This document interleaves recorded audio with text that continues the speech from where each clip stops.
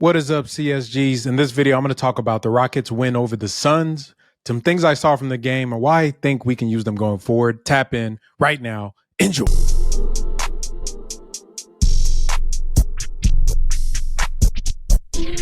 The Rockets Chop Shop is your one-stop shop for all your basketball needs, for highlights, analysis, podcasts. We do it all here at the Rockets Chop Shop. Make sure you hit the like button on the videos that you watch if you enjoy them. Hit the subscribe button to get notifications from all the great drops that we have on the channel. Also, you can visit the Chop Shop merch store and get you some of the swaggiest gear in the Houston Rockets kingdom. And if you want, you can always support the channel directly through donations. And if you want, you can support us through our partnerships with our sponsors. The Rockets Chop Shop is made by fans, for fans, and we're going to keep rocking and keep dropping that heat.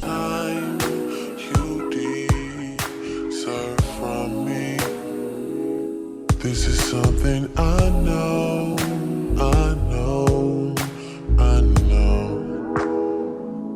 So your Houston Rockets defeated the Phoenix Suns 118-109 in a game where the Rockets pretty much handled business from start to finish. One of their more impressive wins of the year, and especially been on the road. As you guys know, we are a team that struggles mightily on the road, and to do it against a team that just kind of whooped up on us a couple nights before was good to see. You know what I mean? And to me, the Phoenix Suns are not a great team.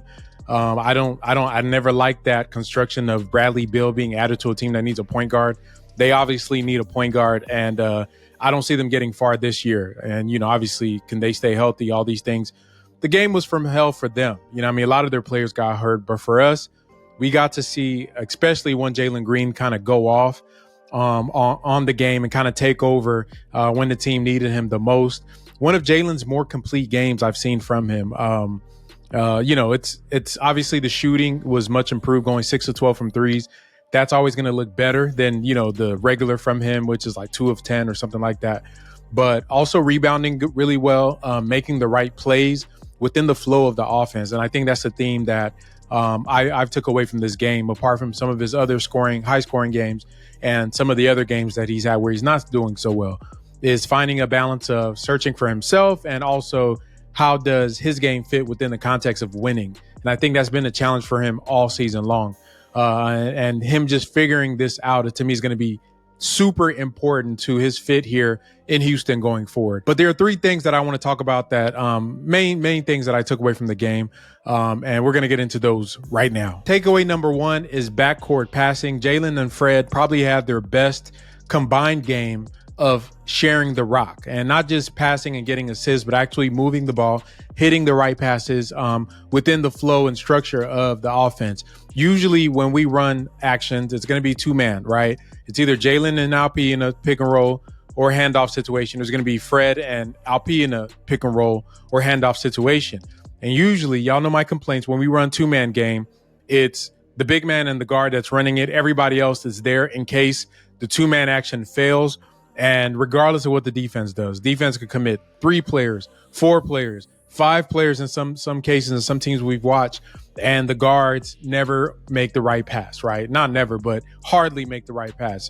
This tunnel vision two-man game. Sengun is at will getting to the basket at all costs, or Fred is going to get to his pull-up 3. Jalen is going to get to the basket at all costs or get into his mid-range after a long step back. That is, in some instances, good offense, but most of the time, at this point in the season, we're so far along, we're predictable. Defenses know where we're going to run. It's become bad offense. Teams are pre-switching, pre-rotating, tagging, putting bodies in the paint to stop the Sengun pick and roll. And for the first time all season long, both guards were able to maximize some of the pre-rotations that teams were doing. Watching the game, you saw a lot of passes get hit to the wings, to the slot area, out of the pick and roll. And you guys know when I break down the pick and rolls, obviously, whenever you have the ball handler coming off with the screen, Sengun's going to set a screen for Fred or Jalen. Usually, most teams, the way they're guarding it now, they just have a guy there waiting, right? The guy that's guarding the corner shooter opposite of the ball handler. So if it's wherever Alpi is standing as the screener, when he starts rolling downhill, and Fred or Jalen is on his right-hand side. Let's say they're running a pick and roll on that side, and Fred is on his right-hand side. The guy that's opposite on the corner usually is going to be like Jabari or somebody there. Whoever's guarding them, they come down. Their job is to stop Alp from getting a free roll along with the big man. It helps the big man in case they got to step up on a shooter. If it's Fred, that big man may be coming up to try to stop him from pulling up. So that low defender there, that weak side defender, their job is to come down and quote unquote tag Şengün from getting a free release, free dunk, free downhill, or attacking their big man and getting him in foul trouble. Teams have been basically just putting a guy there. They don't even rotate. The guy's already standing there. He's waiting. He's ready to go and ready to stop. And when we run those 2-man actions, we see 3-4 bodies in the paint. And this is really problematic for the spacing. And even to compound upon that, why I keep asking for we need more shooting on the roster. A lot of times the guy that's over there is not Jabari. Usually it's going to be, a non-shooter, Amen Thompson sometimes, Jeff Green in certain lineups, Jalen Green in certain lineups, and teams are just selling out. They're selling out. Tate a lot. That's Tate's spot for some reason in certain lineups, and we can't really capitalize on that. But in this game, I was able to see that Coach Udoka, they must have watched the film, because after the first Phoenix game, he basically called them selfish, and they were playing selfishly. But in this game, they were able to get the rock out to those wherever the help was coming from. That's where the ball went, and they were able to generate those threes. Coach Udoka has said that he wanted them to shoot at least 40 threes, and they were going to emphasize on getting more threes up. For a bad team, low-key, that's actually a good plan, because a bad team that can't shoot, you want to get as many threes up, because the math that we were playing against other teams where teams are shooting, not only shooting better than us, but they're putting up more threes than us, you're going to lose those games. It's really hard to be efficient enough to score just twos on attacking the rim and Şengün, mid-range, to beat teams that are shooting three-pointers. So they were able to get 42 threes up in this game, which is 7 more than their season average of 35, which a lot of it came with the backcourt, making those passes to the non-roller, getting to the slot, to the wing. And I think that's huge. Now, I'm going to look at some things here from the game. One thing I did notice, like I said, the passing frequency was up. And you can see here that passes made versus the Suns for the Rockets was 305, which is way more than our average. Our average passes made on the season is 263, which ranks 27th in the NBA. So a pass is just a pass, right? Are you moving the ball on offense? And usually we're not moving the ball. We're one of the, obviously our pace is slow. We run a lot of half court sets, and then the passes are not really high in frequency. But in this game, 305 passes, that would put us, if we were doing that on a nightly basis, we would be number 3 in the NBA in passes made. And you can see the teams that are ranked in the NBA as making the most passes. Kings, high octane offense. Obviously, they're not having their best offensive season right now, but we know what they could do. The Pacers, number 1 offense in the NBA. Raptors, middle of the pack, slightly below average. Warriors, a top 15 offense. Pelicans, a top 15, top 10 offense. And then I wanted to rank their effective field goal percentages, which is their combination of 2s and 3s off of these passes, because that's what you're going to get. You're going to generate good 2s. You're going to generate making good 3s. Kings, 6th in EFG. Pacers, number 1 in EFG. Raptors, 16th. And that's significant for a team as badly built as the Raptors. They're very similar to our build as far as not having a lot of good, just elite NBA talent, not a lot of great shooters and spacers on the team. For them to be 16th, basically middle of the pack in the NBA and EFG, is impressive. The Rockets are somewhere in the bottom. The Warriors 14th in EFG, and the Pelicans 13th. So you can see, just by moving the ball movement, generating good shots in rhythm, this does allow the shooting to be better, even on teams that don't have quote unquote great shooting, right? And this is how you can make up for it. The problem with the Rockets is, if you look at teams that are at the bottom with us, either they have bad offenses, you talking about the Hornets and things like that, teams that don't pass the ball, ISO heavy offenses. The 2 types of teams that are in that range of ISO heavy offense are either the elite teams with Hall of Fame level players, the Boston Celtics of the world, the Clippers of the world, or it's going to be the dregs of the NBA, the Hornets, the Pistons type stuff, because they just don't have the type of guys that want to pass the ball, right? It's bad basketball, a lot of pick and rolls. So this is kind of the issue the Rockets are having right now. we have a team that is not built to play the style, and I've said this before, where Ime Udoka wants to play, which is hunt mismatches and isolation, leverage those into where the defense helps. And we can do that with Sengun. I mean, he's drawing triple, quadruple teams. Boys, they just ain't passing. Boys ain't passing. Boys ain't cutting. So it really comes out to be an ugly offense. So definitely not something that we want to keep going forward. And I think as we talk about fixing this team, and that's going to be my focus now, what can we do to fix this team, right? What can we do to fix this team going forward? Maybe if you put it out into the air, it'll happen, right? I already said we need shooting, right? So that's one of the things. We need guys that can pass the ball to these shooters, because it doesn't matter how many shooters you have. If they're not passing a rock, then it's irrelevant. But, just to point out how much the backcourt had an impact on the Rockets passing game from this Suns game, you can see Fred and Jalen. Fred versus the Suns versus his season average. Versus the Suns, 89 passes for Fred versus his season average of 61. He made 28 more passes in this game. Jalen Green, 55 passes versus the Suns. His season average is 36 passes per game, 19 more passes. Very significant. When your backcourt is actually doing what they're supposed to do, good things happen. Good things happen for them. And, to me, this is the type of game that they need to have. I saw a couple of drives where Jalen was able to kick it out. I saw a couple of drives where Fred, instead of just going to the pocket pass, he was able to hit the corners, hit the slots. That's what we need to do, because that punishes teams for overselling on Sengun. And you know what it does on the back end?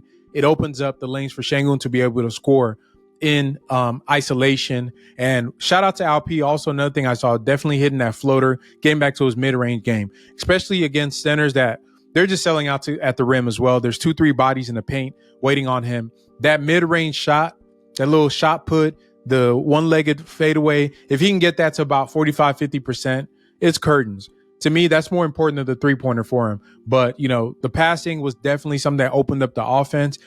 And to me, that's going to be key for them going forward, because that is the sign of the Ime Udoka team. If you look at the Boston Celtics when he was there, they were top in the league in passes and secondary assists, top 10 in assists. And the Rockets are, they were still up there in some of these numbers, especially due to Fred's play. But we just need to expand it out a little bit more. That's just my recommendation.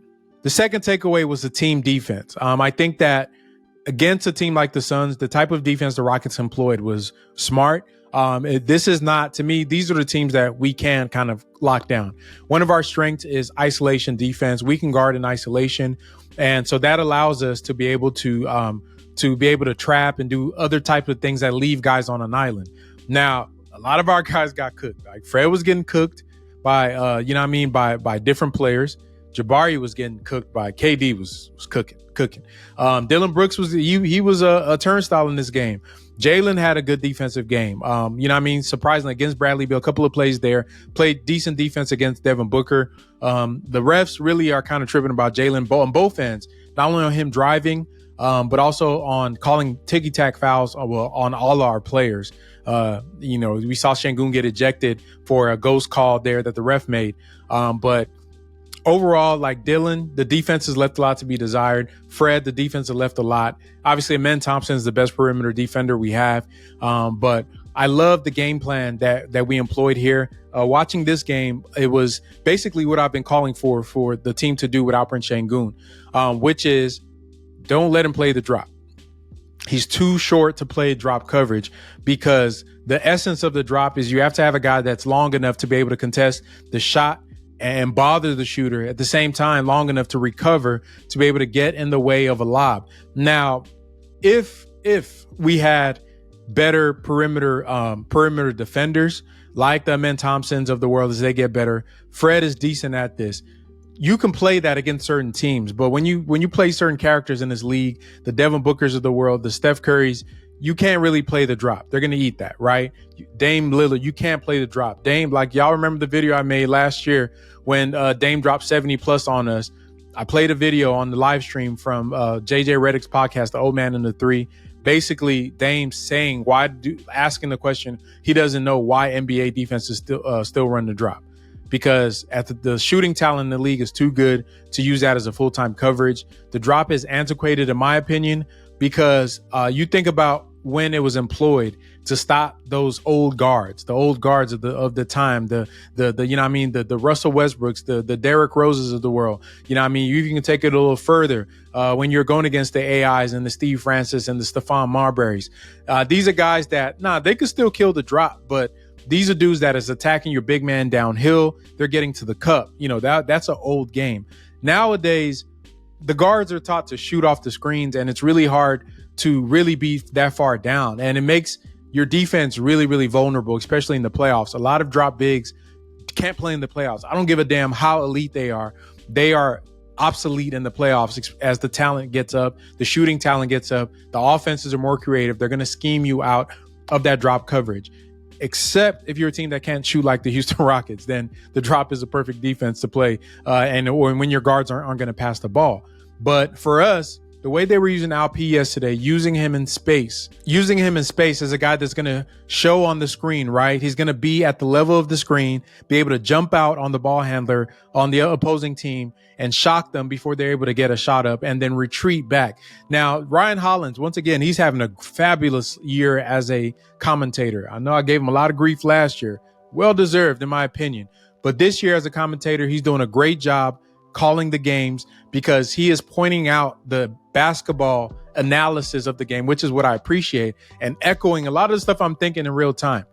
If you're going to hard hedge, and be up at the level of the screen, the back end, you got to have some dogs back there. Now, you know what I mean? You can't be pussyfooting back there. You know what I mean? Like the old folks say. And that's a lot of the reasons why we can't really employ. To me, the reason Ime is skeptical to use Şengün in space, which is Şengün's strength, is not because of Şengün alone. It's because of the back end. Usually on that corner, that low man, that weak side is going to be Jalen Green. It's going to be Jalen Green, and a lot of times or Fred VanVleet. That is a hard position to be in because you got to expect a little guy like that to be able to stop a big. And they're not only are they not putting themselves in the right positions, they're late to their rotations because they're not reading the game in real time. I was watching the Boston Celtics destroy the Golden State Warriors this afternoon as I'm recording this Sunday, and I watched Kevon Looney do the same thing. He was hard hedging, hard showing, and retreating. And Steph Curry, you can say everything you want about Steph. One thing, dude is a smart defender. He would be damn near under the basket, ready to meet the big there to help Looney out off of the shooters and then sprint back to his assignment and hard close out. Obviously the Warriors got killed, but I've seen Steph do that for years. It's not really about the size per se. It's just like you got to know what you're doing if you're going to play that type of defense. It's a team concept. And I think that the Rockets can do a lot better in that. I would love for Jabari or Tari, mostly Tari, to be that guy.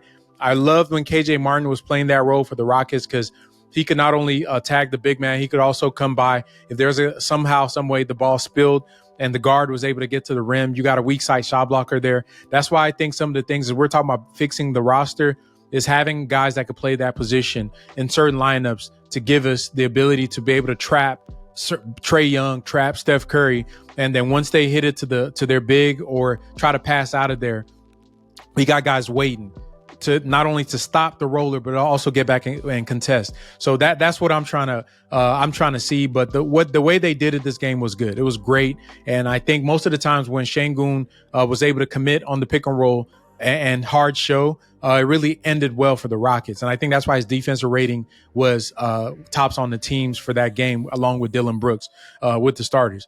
They need to do that more. But that's going to take the whole team selling out for that. But there was an emphasis on that in this game. I expect that to keep going forward. Now, this isn't the end-all, be-all. I still think they need another 5 on the team that could play certain coverages for us. But if you look at like most of the bigs that are in the playoffs, you got to be able to play in space. And for Şengün, that's the strength of his, right? I'm looking right now at Şengün. This is from Synergy. These are his shot type on defense, his charts. You go through and look at the type of what he guards well. On jump shots, he's ranked in the 69th percentile, is very good, holding guys to 37% on 510 possessions. That is significant. These are jump shooters, whether it's a mid-range, three-pointers. Guys are trying to pull up on him, even when he's drawn out in isolation. You guys see this, right? This is where he gets out. And to me, this is why sometimes I'd be okay with switching with him. But the thing is, once again, the back end, if you're going to be okay with him switching, you got to have a cleanup guy behind him to do so. But switching it up in the middle of a game where you can throw different looks, maybe you're going to play the drop, not a hard drop, but like a softer drop. Maybe maybe you trap a couple plays, switch it up so teams don't get predictable on us. And then you could let him sometimes switch out, get in space, have him be a guy that if teams you want to hunt and shoot, let's play the numbers. Guys are shooting 37%. I'm cool with that. You know what I mean? Guard and catch and shoots. We drill down to the type of shots. 30% field goal percentage. On guarded and unguarded, his elite at that. Dribble jumpers, 40% field goal percentage. Here's where he gets in trouble. Even on runners, 41%. That's good. So he's ranked very good. When you get closer to the rim, this is the issue here. He's below average on hook shots, which are from post-ups. Guys are shooting 55%. At the rim, guys are shooting 59%. Layups, 57%, and dunks, dunks are, if you get a dunk, you get a dunk. That really doesn't count. Everybody's dunk percentage is high. But at the rim, overall, 59%, not great. Not great. I did a video last year pointing out where he needs to improve. He's improved across the board on defense, even at the rim, but this is not going to cut it. Last year, again, when he was with Steven Silas, his at the rim was in the 60s, like 64%, something stupid like that. This year, 59%. If I remember correctly from the video I made, elite big men are roughly in the low 50s. I think like 55 or below. Then you're talking about pretty good defense. If he can get just 4% down on his rim defense in concert with being an excellent guarding jump shots, excellent guarding all these actions, and excellent everywhere else on the court, he can be a great defender within the context of a team. Now, the rim thing is always going to be an issue for him. There's a lot of room to grow there for him on this roster, even with the way it's constructed. As far as positioning, I think he gets a bit lazy on defense. He doesn't use his power. He's a strong dude. We see him when he posts up against most of the guys in the NBA. He can push them around. Use that same strength on defense, bro. You got to commit to that end of the court. But it's also hard when you're also the team's hub and engine, and most of the nights you're carrying that load by yourself. So I think they can help out by bringing in another big, and shout out to Jock Landale for giving us positive minutes in this game. I think he played like 10 or 12 minutes, was a +3 in the game, which is huge for him. If he can do that, and we don't have to see Jeff Green at the 5, Jabari at the 5 right now too much, we have better chances of winning. But that defense where he's in space, to me, that's the playoff type of defense, especially against teams that are heavy in isolation like the Suns, the Clippers, the Boston Celtics.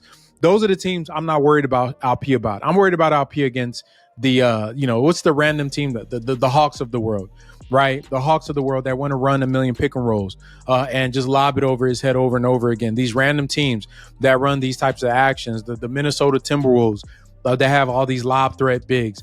That's the problem, and that's what we gotta fix on the roster. And my final takeaway is something that I heard Gerald Green speak about in the post game show, was the balance of offense on the team. I think this is one of the most balanced offensive games for not only as a team collectively, but also for the players, right? The players are balanced. And what I mean by that is he pointed out something that I noticed as well. When, usually we have different types of offense for the Rockets. This is maybe like 2 or 3. It's either going to be Şengün and Fred VanVleet in their 2-man action. It's going to be Jalen and Şengün in their 2-man action. Or it's going to be some half-court set where, it's just isolation, drive and kick. And then lastly is transition. In this game, we were able to play in transition. Guys were intent on pushing the pace, even Fred VanVleet. And I think when we talk about pace for the Rockets, that is the type of pace that we want to see when you're getting stops and running. But that comes with getting stops, running off of stops, right? You get a stop, you run, you catch the defense out of position. You're able to attack, use the strength of your players. The athletes, that's when they can get out and do their thing. And a lot of JG's points came out in transition, right? A lot of them came in transition where he's attacking a defense that isn't set. When teams are in half court, he struggles. And I think the balance of him running in transition, them being intent about getting him the ball, getting him going by getting lobs and layups and dunks, is good for him on the other aspect of his game because it gets his rhythm flowing and everything else going. But just balance from everybody on the team about getting out and running, but also in the half court, making the right passes, making the right plays, not being selfish, except Cam Whitmore. Cam Whitmore was out there just shooting, man. His shot selection was crazy.